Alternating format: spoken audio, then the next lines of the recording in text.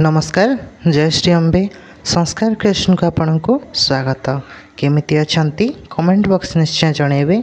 आमे माने भी भले अछु। वर्ष को 12 मास 12 मासरे 24टी एकादशी पड़ी थाए। 24टी एकादशी अलग अलग महत्व रही थाए। सेहीपरि श्रावण मासरे 2टी एकादशी पड़ी थाए। गोटे कामिका एकादशी आ गोटे पुत्रदा एकादशी। श्रावण कृष्ण पक्ष एकादशी रे पड़िले ताकू कामिका एकादशी कहती। श्रावण शुक्ल पक्ष एकादशी हेले ताकू पुत्रदा एकादशी कही थांती। आमर कामिका एकादशी बा जो कृष्ण पक्ष एकादशी श्रावण मासर तार बहुत ता माने भल फल रही, बहुत ता माने महत्व रही।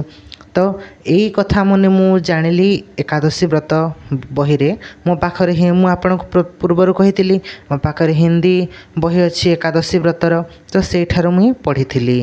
तो जो भक्त मैंने 24 करथांती बा 24टी एकादशी करथांती से माने प्रत्येक मासर एकादशी करथांती। तो किभली सरल भाव में आपण पूजा करि परिबे, एकादशी व्रत करि परिबे मु सेटा आपन को कहबी। सांगरे केउ केउ जिनिस श्रीमान नारायण को एकादशी दिन चढ़िले माने बहुत भल फल मिले सेटा भी मु आपन को कहबी। एई कथा मु ता माने मो निज मनरु गढ़ी की कहूनी। पद्म पुराण कार्तिक महात्म्य एकादशी महात्म्य रे ए जिनिस गुड़ाक लेखा हेची, भगवान प्रिय जिनिस गुड़ाक। तो देखंतु एकादशी आमे व्रत आपण माने करूचे तो एक बार करवा, एक बार पर पारणा भी हुए। एक बार न कले भी पारणा आपन को निश्चय करने को हम। वेदज्ञ ब्राह्मण जदि कहीं अच्छा दक्षिणा यथाशक्ति देवे, तांको सेवा करेंगे, गोरुमाता सेवा करेंगे। आग जो भिडटा छाड़ी एकादशी व्रतर भिडियो, बड़ एकादशी भिडियो छाड़ी से थारे मैंने मुझे नियम गुड़ाक ना आउ थे आज कहीदे। देखु जो मैंने देखी ना से भिडियो भी थे देखी पकेबे। आउ ये भी मुझे सब मैंने भल कि कहीदे। देखंतु एकादशी उपवास यह नुहे जे तामाने एकादशी व्रतर अर्थ यह नुहे जे दिन सारा भोकर उपवास रहिबा। आ उपवास अर्थ होउची तामाने भगवान निकटतर हेबा, ना कि भोकर रहिबा। जदि आपन को भोक लागुची गजामुग खाई पारंती हैला, सात्विक जिनिस जेमिति बहुत भक्त माने बारण करंती रंधा जिनिस को। आपन जदि रंधा जिनिस खाउ नाहंती किसी कथा नहीं, फल मूल पणा पानी पीकी पूजा करि परिबे, व्रत करि परिबे। आउ जदि सेते भोक आहुरी अधिक होची सही पारु नाहंती, जदि आपन को पेट को कष्ट होची ताहेले किछि असुविधा नाही। परोटा तरकारी करिके खाई परिबे, सुजी उपमा करिके खाई परिबे। लुणिया जदि करूचंती सेंधा नमक रॉक सल्ट हिमालयन सल्ट आपन पकई परिबे। आजकल तो मिलुची सब जगह हिमालयन सल्ट मिल जाउची, आपन सेपरी करि परिबे। जदि आपन पुरी रे रहउचंती जगन्नाथ श्री जगन्नाथ मंदिर पाखरे आपन रहउचंती निश्चय अभढ़ा आनिकी खाइबे। बहुत लोक कहती एकादशी दिन भात खाती अन्न खिया जाए नहीं, ये कथा पूरा सत्य। किंतु श्रीमंदिर जो अबढ़ा जो महाप्रसाद महाकैवल्य सेटा को धरा जाए नहीं, सेटा साधारण अन्न नुह, सेटा होची महाकैवल्य, सेटा ब्रह्म कैवल्य। ताकू पाइबा पई बहुत लोक तामाने केते जोगी केते तपस्वी माने तपस्या करिसंती। तो सेई व्रत आमे जदि एकादशी व्रत रे अबढ़ा पाइबा बा महाप्रसाद पाइबा तो एकादशी लक्षे गुण फल मिली थाए। तो आपड़ जदि पुरी रहउचंती, पुरी आखपाख रहउचंती, एकादशी तो श्रीमंदिर बहुत भीड़ थाए। आपड़ टिके चेष्टा करेंगे जाकि प्रभु को टिके दर्शन करेंगे, प्रभु को टिके शांति दर्शन कलापर आपड़ टिके अबढ़ा आनिकी खाइबे आनंद बजार रू। तो एबे नियम कौन कौन रही, कौन कौन पालन करेंगे, कौन कौन करें, कौन कौन करेंगे से विषय में आज कहबी। देखंतु प्रथम कथा मिछ कहबे। प्रथम नियम है मिछ कहबे नहीं। कौन सी जिनिस हो आपण मिछ कहबे नहीं। गोटे लाइन टे अच्छी ना, सत कहवा को क्या डरबी, सत कही पछे मले मरबी। तो बस आपण से दिन आपण को मिछ कहबार नहीं। आपण खाली एकादशी बोली नहीं, आपण समग्र जीवन को ही तामने एकादशी बोली भाभी नियंतु। आउ तामने से हिसाब रे चलंतु, देखिए बहुत जल्दी आपण शीघ्र भल फल पाइजिबे। तो एकादशी दिन मिछ कहबे नहीं। तापरे चोरी डकायती पूरा बंचिकी रहंतु। कौन सी माने जिनिस प्रति आपण को लोभ बढ़िबा दरकार नुहे। देखंतु लोभ मोह क्रोध एटा खराब नुह, मु एटा कहूनी खराब नुह। कारण जदि मोह न रहिबो मनीष पैसा कहीं कमेब, हाँ कि ना। क्रोध न रहिबो बेले आमे गोटे माटे ता छुआटा भूल कला ताकू से सामान्य क्रोधरे से कहबो बेले से छुआटा तामने बुझिबो। नहेले जदि आमे सबुदिन जदि लाड प्यार रे जदि कहबा से बुझिबोनी। लोभ मोह माया ईर्षा किछि क्षेत्र रे ठीक, ଏବେ जदि गोटे पिलाटे बहुत माने पढ़ारे बहुत तामने जीरो अवस्था अच्छी से बिल्कुल भल पढ़ा जानुनी ता सांगर पिलाटे बहुत पूरा भल पढ़ा जानिकी पूरा आगको इम्प्रूव कलानी से पिला जदि ईर्षा रे भाइब से पाठ पढ़ुची माने मु भी पाठ पढ़ी देखेबी कहले तार मंगल है यही ईर्षा द्वारा तार मंगल है मुझे कहूनी जे खराब है कि या कहूनी जे पूरा भल कहीकि जेते लिमिट जेते स्तर रे थिबार कथा सेतिकी रे थिले भल अत्यधिक मोह अत्यधिक काम अत्यधिक माने ईर्षा हेबाटा एटा विपज्जनक हाँ कि ना आपण मैंने थोड़े भाभी देखु बस एतिकी तो आपण लोभ मोह को आग को बढ़ावा को देवे ना कौन व्यक्ति को रागरे कौन कथा कहे ना कहीं जदि आपण को रागुंट सेठारू आपण साइड मारिदेवे माने पलि आसबे जगार रे ना कौन मत किसी जिन जमी खाइबा पीवा कि कौन जिनिस प्रति आसक्त भाव आसवा दरकार ना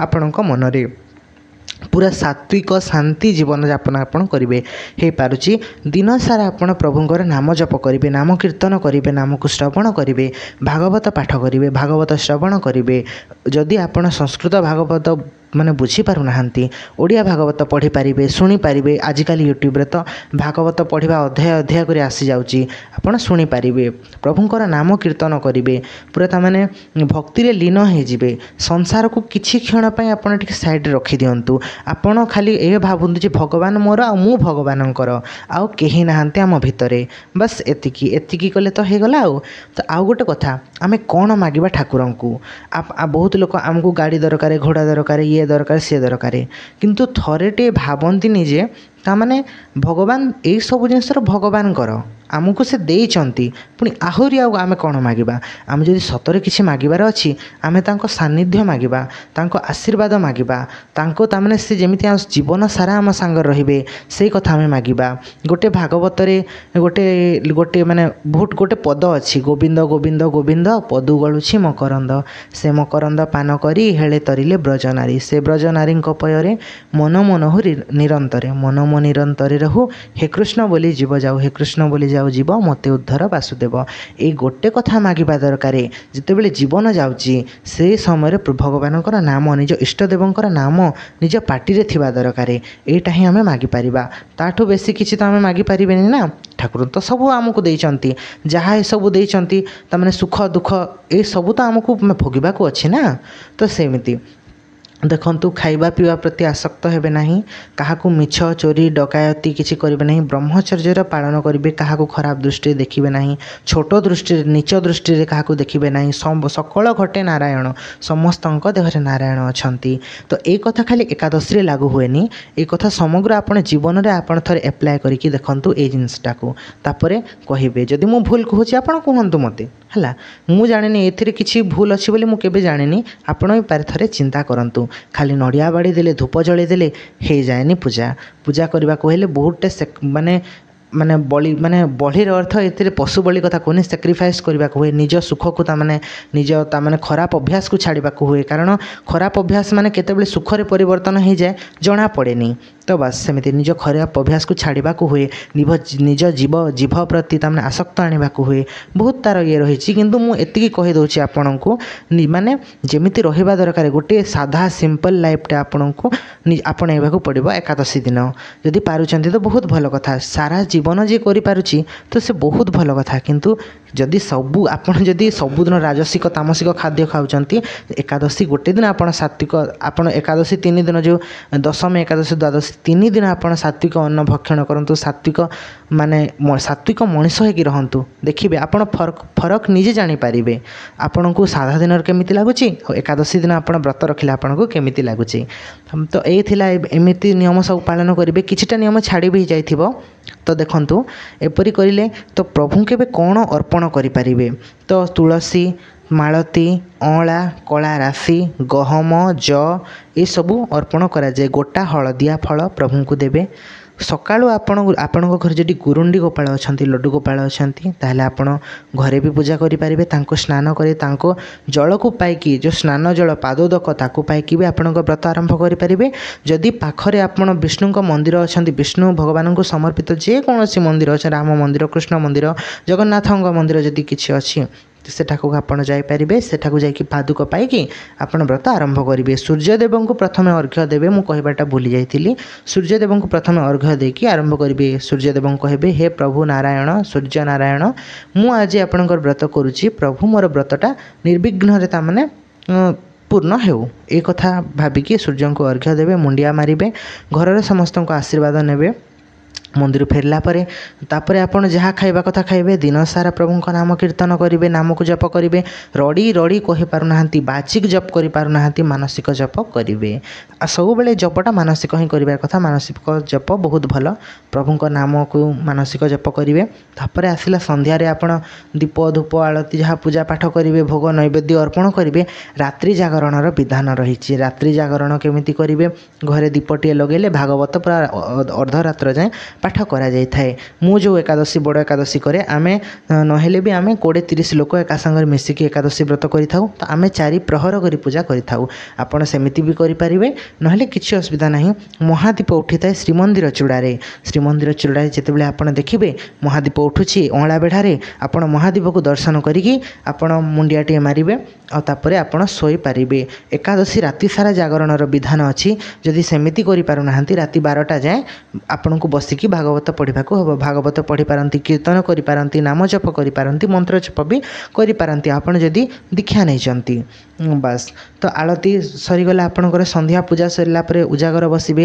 ତା ପରଦିନ ଆପଣ କେମିତି କରିବେ?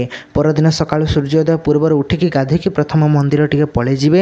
ମନ୍ଦିରରୁ ଆସିଲା ପରେ ଯାହା ସାତ୍ୱିକ ଅନ୍ନ ଭକ୍ଷଣ କରିବେ। ପ୍ରଥମ ଅନ୍ନ ପ୍ରଭୁଙ୍କୁ ନିବେଦନ କଲା ପରେ ଦ୍ୱିତୀୟ ଅନ୍ନ ଯେଉଁ ବାଢ଼ିଥିବେ ତାକୁ ନେଇକି ଗୋରୁମାତା ବା ଗୋମାତାଙ୍କୁ ଅର୍ପଣ କରିବେ। ତାପରେ କୌଣସି ବ୍ରାହ୍ମଣକୁ ଆପଣ ଡାକିପାରନ୍ତି, ନହେଲେ ଆପଣଙ୍କ ଘର ଆଖପାଖରେ ଛୁଆମାନେ ତ ଥିବେ ନା, ଛୁଆମାନଙ୍କୁ ଡାକିକି ଆପଣ ଖାଇବାକୁ ଦେବେ। ତାପରେ ଘର ସମସ୍ତ ବ୍ୟକ୍ତି ଖାଇସାରିଲା ପରେ ଆପଣ ଖାଇପାରିବେ। ଯଦି ସେତେ ଭୋକ ରହିପାରୁନାହାନ୍ତି, କିଛି ଫଳମୂଳି ଆପଣ ଖାଇ ଦେଇଥିବେ, କିନ୍ତୁ ସମସ୍ତେ ଖାଇସାରିଲା ପରେ ହିଁ ଆପଣ ଖାଇବେ। ଆପଣ ଯଦି ବାହାରେ ରହୁଛନ୍ତି ତାହେଲେ ତ ତାମାନେ ଏତେ ସବୁ କରିବା ବହୁତ ମୁସ୍କିଲ। ତ ଆପଣ ପାରଣା ସମୟରେ ଆପଣଙ୍କ ହିସାବ ମାନେ ଆପଣ ଯେମିତି କରିପାରିବେ ସେମିତି କରିବେ। କାରଣ ବାହାରେ ଆପଣ ଯଦି ହଷ୍ଟେଲରେ ରହୁଛନ୍ତି, କୌଣସି ମାନେ ବାହାରିଆ ଜାଗାରେ ରହୁଛନ୍ତି, ସେ ଟାଇମ୍ରେ ତ ଅରୁଆ ରୋଷେଇ ତ କରିକି ଦେଇପାରିବେନି। ତ ଆମେ ଆମର ଅବସ୍ଥା ଦେଖି ବ୍ୟବସ୍ଥା କରିବା। ତ ଏମିତି ଭାବରେ ଆପଣ ପୂଜା କରିପାରିବେ। ପୂଜା କରିବେ, ଠାକୁରଙ୍କୁ ଯାହା ଅର୍ପଣ କରୁଛନ୍ତି ନିଜ ମନ ସହିତ ତାକୁ ଅର୍ପଣ କରନ୍ତୁ। ଖାଲି ରାଶି ଚଢ଼େଇଦେଲେ ହୁଏନି। ରାଶି ସହିତ ନିଜ ମନ, ପ୍ରାଣ, ଧନ ସବୁ ଆପଣ ଅର୍ପଣ କରନ୍ତୁ, ଦେଖିବେ। ତାପରେ ଆଉ ଗୋଟେ ଭୁଲ ସମସ୍ତେ ବହୁତ ଲୋକ କରିଥାନ୍ତି, ପ୍ରଭୁ ଶ୍ରୀମାନ ନାରାୟଣଙ୍କୁ ତିଳକ କଲାବେଳେ ଚନ୍ଦନରେ ଚାଉଳ ବି ଦେଇ ଦେଇଥାନ୍ତି। ଅରୁଆ ଅକ୍ଷତ ଦିଆଯାଏ ନାହିଁ ବିଷ୍ଣୁଙ୍କୁ ଖାଲି ତୁଳସୀ ପତ୍ର ଚନ୍ଦନ ଦେବେ। କଳା ରାଶିରେ ବା ଧଳା ରାଶିରେ ଆପଣ ତିଲକ କରିପାରନ୍ତି। ଶାଳଗ୍ରାମ ଅଛନ୍ତି ଘରେ ଯଦି ବହୁତ ଭଲ କଥା। ଲଡ଼ୁ ଗୋପାଳ ଥିଲେ ବି ଆପଣ ପୂଜା କରିପାରିବେ। ଯେକୌଣସି ରାମ ମନ୍ଦିର ହେଉ, କୃଷ୍ଣଙ୍କର ମନ୍ଦିର ହେଉ, এই ମନ୍ଦିର ମାନଙ୍କରେ ଯାଇକି ଆପଣ ଉଜାଗର ବସିପାରିବେ। ଆପଣଙ୍କ ଘର ଆଖପାଖରେ ଯଦି ଉଜାଗର ବସୁଛନ୍ତି ବହୁତ ଭଲ କଥା, ନିଜେ ଘରେ ବି ଆପଣ ବସିପାରିବେ। ଆଉ ଏଇ କଥା ପୁରା ଶାସ୍ତ୍ରୋକ୍ତ, କାରଣ ଏକାଦଶୀ ମହାତ୍ମ୍ୟରେ ବି ଲେଖା ହେଇଛି, ରାତ୍ରି ଜାଗରଣ କା महत्व है ବୋଲିକି ଗୋଟେ ଲାଇନ୍ରେ ଥିଲା, ମୁଁ ପୁରା ଭଲ କି ପଢ଼ିଛି। ତ ରାତ୍ରି ଜାଗରଣ ବି କରାଯାଇଥାଏ। ତ ଏଇ ଥିଲା ଏକାଦଶୀ ଉପରେ। ଯଦି କିଛି ଡାଉଟ୍ ଅଛି ଆପଣଙ୍କର, ଆପଣ ମୋତେ କମେଣ୍ଟ କରନ୍ତୁ। ଚ୍ୟାନେଲର ଲିଙ୍କ୍ ମାନେ ଆହୁରି ଯେଉଁ ଆଗକୁ ମାନେ ଭିଡ଼ିଓ ଛାଡ଼ିଥିଲି, ପ୍ରିଭିୟସ୍ ଭିଡ଼ିଓ ଗୁଡ଼ାକ ଆପଣଙ୍କୁ ଲିଙ୍କ୍ ଦେଇଦେବି, ଦେଖି ପକାଇବେ। ଇନଷ୍ଟାଗ୍ରାମ ଆଇଡ଼ି ମୋର ଅଛି ସଂସ୍କାର କ୍ରିଏସନ୍ 43 କହିକି। ତ ସେଇଠାରେ ଆପଣ ଯାଇକି ଫଲୋ କରିଦେବେ। ଫଲୋ ଯଦି କରୁଛନ୍ତି ଭଲ କଥା। ଇନଷ୍ଟାଗ୍ରାମରେ ଫଲୋ କରିବେ, ସଂସ୍କାର କ୍ରିଏସନ୍ 43 ଲେଖିଲେ ଆସିଯିବ। ମାଙ୍କର ଫଟୋ ଅଛି ସେଇଥିରେ। ଆଉ ଆପଣ ଯଦି କିଛି କହିବାକୁ ଚାହୁଁଛନ୍ତି, କଥା ହେବାକୁ ଚାହୁଁଛନ୍ତି, ନା କିଛି ସଜେସନ୍ ଅଛି ମୋ ପ୍ରତି ଆପଣଙ୍କର, କେମିତି କଲେ ଭିଡ଼ିଓ ଭଲ ହେବ, ଆଉ କେଉଁ ପୂଜା ଅଛି ଆପଣ ଦେଖିବାକୁ ଚାହୁଁଛନ୍ତି। ଭାଇ ଜଣେ କହିଥିଲେ ସଂକ୍ରାନ୍ତିର ଭିଡ଼ିଓ ଉପରେ, ତ ସେଇ ବିଷୟରେ ଭିଡ଼ିଓ ସେୟାର ହେବ ଆଗକୁ। ତ ଏଇ ବିଷୟରେ ଆପଣ ଯଦି କିଛି କହିବାକୁ ଚାହୁଁଛନ୍ତି ହେଲେ ଆପଣ କହିପାରିବେ। ତ ଦେଖନ୍ତୁ, ମାନେ ଏଇ ଯଦି ସବୁ କହିଦେଲେ ତାମାନେ ଭିଡ଼ିଓଟା ଲମ୍ବା ହେଇଯିବ। କିଛିଟା ଜାଗାରେ ମୋର ଟିକେ ମାନେ ଭୁଲ ବି ହେଇଯାଇଛି, ମାନେ କହିବାରେ ଏପଟ ସେପଟ ବି ହେଇଯାଇଛି, କ୍ଷମା କରିବେ। ଭିଡ଼ିଓଟି କେମିତି ଲାଗିଲା ନିଶ୍ଚୟ କହିବେ। ଭିଡ଼ିଓଟି ଯଦି ଭଲ ଲାଗିଛି ଲାଇକ୍ କରନ୍ତୁ, ସେୟାର କରନ୍ତୁ, ଚ୍ୟାନେଲକୁ ସବସ୍କ୍ରାଇବ୍ କରନ୍ତୁ। ଆଜି ପାଇଁ ରହିଲି, ଜୟ ଶ୍ରୀ ଅମ୍ବେ।